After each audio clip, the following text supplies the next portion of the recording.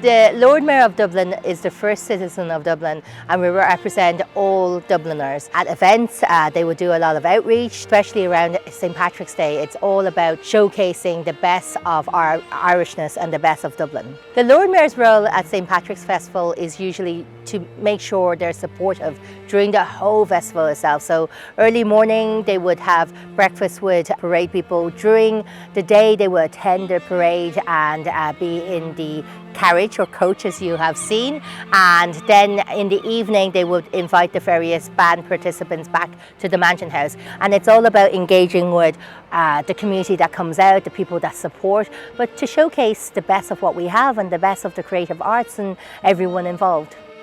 The general history of the parade in Dublin dates back to medieval times when there would have been a St. Patrick's procession. First modern parade would have been in 1904 when Lord Mayor of Dublin, Joseph Hutchinson, who was also the Secretary of the Irish National Foresters, combined the National Foresters Parade in Dublin with the former Lord Mayor's procession, where the Lord Mayor of Dublin would have come from City Hall to the Mansion House following their inauguration, which would have taken place in February-March each year.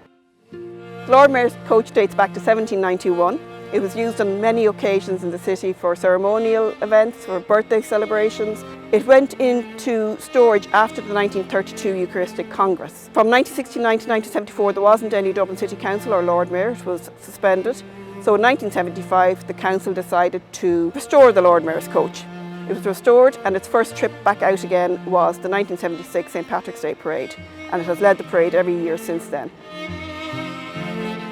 My name is Walter OMalley. I'm Operations Manager in Wastewater Services, and I'm in charge of the maintenance of the coach for the Lord Mayor's Office of Dublin. Our Wastewater Services would have taken over the maintenance of the coach about 2004 from Stanley Street. There was a large build-up of paint over the years on the coach, and it's still revealing secrets. As part of the restoration and ongoing maintenance of the coach, we had to strip all the old paint back off. We discovered that there was actually embedded half-guinea coins. A half-guinea would have been about half a week's wages for a tradesman.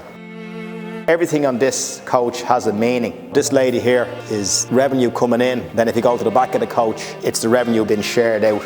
And on the other side, it's justice being served at the back. The more you look at it, the more you can see in it. In 2015, the Lord Mayor of London invited the Lord Mayor's coach and the Lord Mayor to travel over and to take part in the 800th Lord Mayor's show. You have to remember that this is over 200 years old. It had never been out of Dublin before. So when we were asked to bring it over, we had to come up with a way of transporting it. Yeah, a lot of planning went into bringing the coach over to London, as you can imagine. We had a lot of cooperation with Buckingham Palace and the Royal Mews, who housed the coach. There was a lot of timing issues, as in bringing it in while London was quiet. They had to do an awful lot of experiments as to how to best transport it. They actually ended up using things like air mattresses to buffet the Lord Mayor's coach to make sure it was protected the whole way over. It's only when we got to London we realised that other countries, incidentally Holland, had tried to ship one of their coaches and it broke to bits. I think it's insured for 3 million, but if anything ever happened, you'd never be able to get that done again. I am so honoured and proud to be the 352nd Lord Mayor this year. Usually it's very different in any normal year, not COVID related. We would be out on events, anything from 5 to 10 events every day. The office is all about engaging with people, outreach. It's quite ceremonial, but this year it's different. We've changed it, and we've changed it in light of what has been happening. We're still engaging with many people. We are still trying to host as many events, but virtually. And we're involved in festivals like this because it's really important to highlight that even during the worst of times, we can band together and we have something great to look forward to. So multiculturalism in Ireland and international diaspora is so important, especially right now in the world we live today.